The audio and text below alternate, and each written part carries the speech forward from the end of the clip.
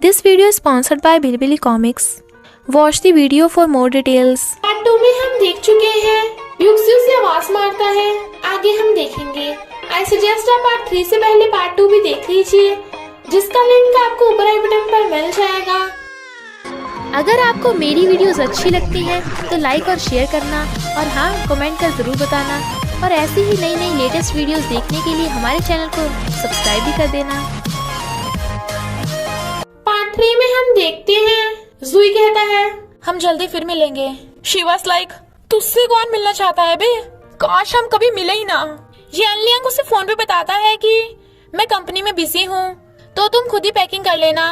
जब वो बाहर खड़ी थी तो यानलियांग आता है, बट उसके साथ एक लड़की थी जो कहती है hello I am Jona. She was like ये कौन है? वो कहता है जोना मेरी कंपनी की वाइस प्रेसिडेंट है, हम बिजनेस ट्रिप पे जा रहे हैं। वो कहती है तुम बिजी हो तो जाओ, मैं खुद ही चली जाऊंगी। वो कहता है हम तुम्हें छोड़ देंगे। शी वाज लाइक कोई जरूरत नहीं। वो कुछ कहता पर जोना कहती है बॉस हमारी आधे घंटे में फ्लाइट है। तो वो उसके साथ चला जाता है, जबकि गुगु जेलस थी और सोचती है उस खड़ूस को अपनी वाइफ की फिक्र नहीं है। वो रात में उसे फोन करता है और बड़ा सैड लग रहा था। अंकल गुगु को वेडिंग गिफ्ट में स्पोर्ट्स कार देता है और उसे जबरदस्ती कार में बैठा देता है, बट गुगु को ऐसा फील हो रहा था जैसे कुछ बुरा होने वाला है। तो सोचती है मेरे सपने में एक्सीडेंट के टाइम पे ऐसी स्पोर्ट्स कार थी और कहती है अंकल आज मैं थोड़ा बिजी हूँ तो किसी और दिन ड्राइव करूंगी। पर उसके मना करने पे अंकल का मूड खराब हो गया था। गुगु को असिस्टेंट बताता है कि यानलियांग ट्रिप से तो आ गया पर वो अभी गायब है और उसकी मॉम की डेथ हो गई है। गैराज से फोन आता है कि स्पोर्ट्स कार के ब्रेक्स खराब हैं जो हमने ठीक करा दिए। वो कहती है यानी अंकल मुझे मारना चाहता है। यानलियांग वहीं पे था जहाँ वो बचपन में अपनी मॉम के साथ खेलता था, अपने पुराने घर में। फिर वो बताता है कि डैड ने मॉम को प्रेग्नेंट करके छोड़ दिया था ताकि जुई की मॉम से शादी कर सके, इसलिए वो बचपन से मुझे और मेरी मॉम को बुली करते थे और जिससे मॉम को मेंटल डिसऑर्डर हो गया।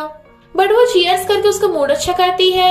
गुगु ने खाना बनाया था तो वो कहता है तुम वैसे बिल्कुल नहीं हो जैसा मैंने सुना था। शी वाज लाइक कहीं से पता तो नहीं चल गया कि मैं इस वर्ल्ड से नहीं हूँ।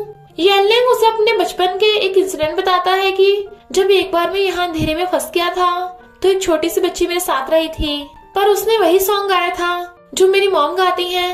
और हाँ तुम्हें भी तो वो सॉन्ग आता है और वो घंटी भी मुझे उसी बच्ची ने दी थी। वो सोचती है ये कैसे हो सकता है, यानी मैं जिस बच्चे से बचपन में मिली थी वो यानलियांग था, बट वो तो रियल वर्ल्ड में था तो नॉर्मल में कैसे हो सकता है। वो पूछता है क्या हुआ, तो वो बात टाल देती है और कहती है स्टार्स कितने ब्यूटीफुल हैं। वो उसे देख कहता है हाँ बहुत ब्यूटीफुल। रिपोर्टर्स गुगु को घेर लेते हैं। यानलियांग उसे बचा के ले जाता है और कंफर्ट करता है। इनफैक्ट उन रिपोर्टर्स को जोना ने बुलाया था और कहती है क्या तुम सच में उसे लव करने लगे, अपना बदला भूल गए? वो कहता है नहीं, पर गुगु निर्दोष है और तुम अपने काम से काम रखो। वो कहती है अगर गुगु को तुम्हारी सच्चाई पता चलेगी तो? पर गुगु सुन लेती है और रोते हुए भाग जाती है और सोचती है मैं बिना स्लीपर्स के बाहर आ गई, खड़ूस कहीं का मेरे पीछे भी नहीं आया। तभी जुई अपनी कार लेके वहां से जा रहा था और उसे जबरदस्ती उठा के ले जाता है। तो यानलियांग गुस्से में जुई उसे शूज पहनाने लगा था, बट वो खुद से पहन लेती है। जुई कहता है मैंने नुआन से ब्रेकअप कर लिया। इनफैक्ट उसने नुआन को किसी और के साथ होटल में देख लिया था। गुगु तो ये सुन हैरान थी। वो कहता है क्या तुम मुझे एक चांस दे सकती हो? शी वाज लाइक अबे ऐसा वैसा कुछ नहीं होने वाला, समझा? वो कहता है इनफैक्ट मैं तुम्हें लाइक करता हूँ, मैं तुम्हारे बेबी को एक्सेप्ट करने के लिए भी रेडी हूँ। वो उसे दूर हटाती है। यानलियांग कहता है पर मुझे ये मंजूर नहीं और उसके शूज उतार के कहता है और ना ही किसी के शूज। फिर वो उसे जबरदस्ती उठा के ले जाने लगा था। जुई रोकता है बट ही वाज लाइक पंगा मत लेना मुझसे। नुआन उन्हें देख कहती है गुगु तुम मुझसे नहीं बचने वाली। गुगु उसके साथ घर जाने से मना कर रही थी क्योंकि उसे लगता है कि यानलियांग उसे प्यार करने का नाटक कर रहा है। वो उसे समझाता है बट वो सुन ही नहीं रही थी, तो वो उसकी मुंडी पकड़ लेता है। वो कहती है आई हेट यू, पर वो उसे पकड़ के किस करने लगता है। वो सोचती है वैसे मुझे यही तो चाहिए, ये इतना हैंडसम है, बट वेट मैं इसकी ब्यूटी से नहीं पटने वाली। और उसे एकदम से दूर हटा के कहती है ठीक है, मैं तुम्हें सच बताने का एक चांस देती हूँ। वो कुछ बोलने वाला था बट गुगू को उल्टी आने लगती है। येनलियांग आकर उसे पकड़ लेता है बट वो बेहोश हो जाती है। फ्रेंड्स, अगर आपको विलन एज ए हीरो पसंद है तो आप the villains game of punishment comic पढ़ सकते हैं। इसमें रोमांटिक कॉमेडी के अलावा फैंटेसी भी है। इसका लिंक आपको डिस्क्रिप्शन और फर्स्ट कमेंट में मिल जाएगा। उसकी आईज खुलती हैं तो वो पूछती है मुझे क्या हुआ। वो कहता है डॉक्टर ने बताया तुम प्रेग्नेंट हो। वो हैरान थी, फिर याद आता है कि वन नाइट स्टैंड का, तो कहती है इम्पॉसिबल, एक ही शॉट में, अब मैं क्या करूंगी। और उसे बाहर जाने को कहती है। वो कहता है मुझे पता है अभी तुम बेबी के लिए रेडी नहीं हो, पर मैं तुम्हारी और बेबी की पूरी रिस्पॉन्सिबिलिटी लूंगा। फिर वो उसी के रूम में आ जाता है उसे प्रोटेक्ट करने और वहीं पे नीचे सो जाता है। गुगू भी खुश हो रही थी और चैन की नींद सोती है। मॉर्निंग में जब उसकी आईज खुलती हैं तो वो उसी के बेड पे पड़ा गुड मॉर्निंग कर रहा था। शी वाज लाइक तुम यहाँ कैसे। वो कहता है कल रात तुम्ही ने मुझे अपने साथ सोने को कहा था। वो कहती है झूठ मत बोलो, मुझे तो कुछ भी याद नहीं है। ही वाज लाइक येनलियांग यू विलन, तुम्हारी बॉडी कितनी हॉट है, मुझे तुम्हारे साथ ही सोना है। बट वो उसका मुंह बंद करके कहती है बस बस, इतना डिटेल में बताने की कोई जरूरत नहीं है। वो हंस रहा था बट गुगू को क्रिंजी फील हो रहा था। नेक्स्ट डे वो कहती है प्रेग्नेंट होने से मेरा वेट बढ़ना चाहिए, तो कम कैसे हो गया। तभी उसे जोना का मिलने का मैसेज आता है तो वो उससे मिलने चाहती है। जोना कहती है जब मैं वेटरेस थी तो येनलियांग ने मेरी हेल्प की थी, तभी से मैं उसके साथ काम कर रही हूँ। भले वो पहले तुमसे लव का नाटक कर रहा था बट उसे अब सच में तुमसे लव हो गया। गुगू वाज लाइक पर तुम मुझे क्यों बता रही हो। वो कहती है मैं उससे लाइक करती थी पर मैं तुमसे नहीं येनलियांग से हार गई। गुगू तो येनलियांग के घर नहीं गई थी, इसलिए वो ही अपना बोरिया बिस्तर लेके उसके घर पे आ जाता है। उसे देख उसे लगता है कि वो पढ़ रहा होगा बट वो तो बेबी की केयर वाले वीडियोस देख रहा था, तो वो उसे प्यार से किस करता है। मॉर्निंग में वो उसके लिए ब्रेकफास्ट भी बना के गया था और फिर रात में सिस्टर के मुंह से एक जगह पे लेके आता है जहाँ पे येनलियांग गुगू को शादी के लिए प्रपोज करता है। वो कहती है हम तो ऑलरेडी मैरिड हैं। ही वाज लाइक सॉरी मैं थोड़ा लेट हो गया और रिंग पहना के उसे आई लव यू बोल देता है और उसे हक करता है। डॉक्टर बताते हैं कि ग्रैंडपा बीमार है तो उसे सैड देख वो हक कर लेता है। अंकल कहते हैं ग्रैंडपा आईसीयू में है और गुगू अभी नादान है, इसलिए गुगू तुम अपने शेयर्स मुझे दे दो ताकि मैं सीईओ बन जाऊं। येनलियांग कहता है मैं अपनी कंपनी के सारे शेयर्स गुगू को दे दूंगा, तब तो कोई गुगू को सीईओ बनने से नहीं रोक सकता। फिर हम देखते हैं अंकल और मुआन मिलकर प्लान बना रहे हैं। अंकल गुगू को फोन कर बताता है कि येनलियांग किसी लड़की के साथ होटल में है। इनफैक्ट अंकल ऐसा करके उन दोनों का डाइवोर्स कराना चाहता था बट होटल रूम में येनलियांग तो मिलता है पर वहाँ लड़की नहीं एक लड़का मिलता है, उसका असिस्टेंट। यानी येनलियांग ने अंकल का पूरा प्लान चौपट कर दिया था, तो वो गुस्से से चला जाता है। गुगू को कुछ समझ नहीं आ रहा था। तभी अंदर से जोना आकर बताती है कि तुम्हारे अंकल ने मेरी टीम में ड्रग्स मिलाने की कोशिश की थी ताकि ये सब प्लान कर सके बट फेल हुए। येनलियांग गुगू को इतना लाइक करता है तो वो भी उसे अपना सीक्रेट बताने वाली थी पर बेहोश हो जाती है।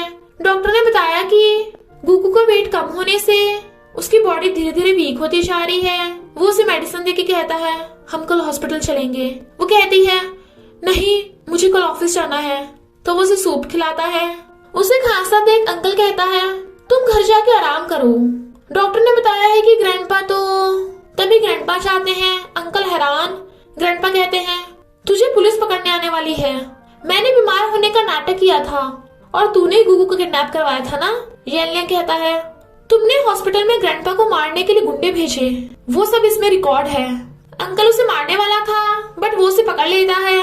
उसे परेशान देख वो उसे किस करके कहता है मैं बस हमेशा तुम्हारे साथ रहना चाहता हूँ। वो कहती है मैं गुगू नहीं हूँ। वो कहता है मुझे पता है तुम मेरी बीवी हो। शी वाज लाइक अभी मेरा नाम गुगू नहीं है, मैं किसी और वर्ल्ड से इस वर्ल्ड में आई हूँ।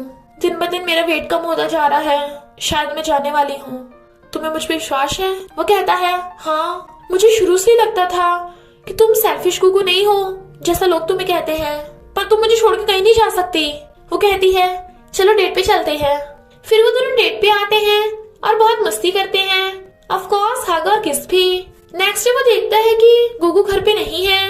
ग्रैंडपा बताते हैं कि वो ड्राइव करने गई है।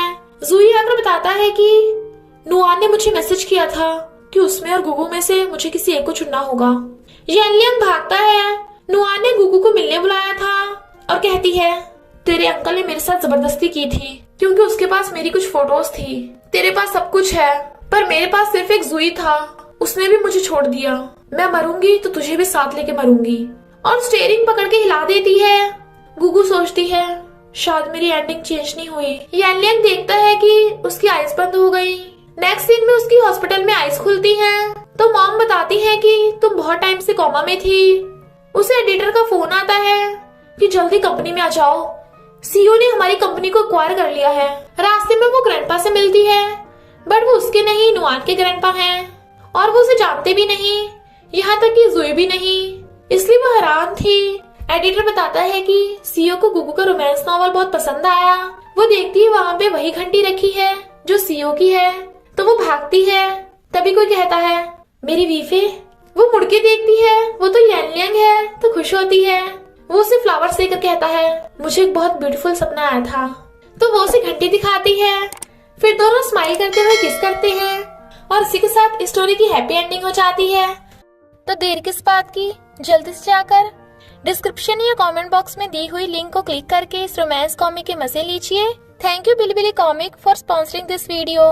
तो बस थोड़ा सा इंतजार करना, फिर मिलेंगे एक न्यू स्टोरी में।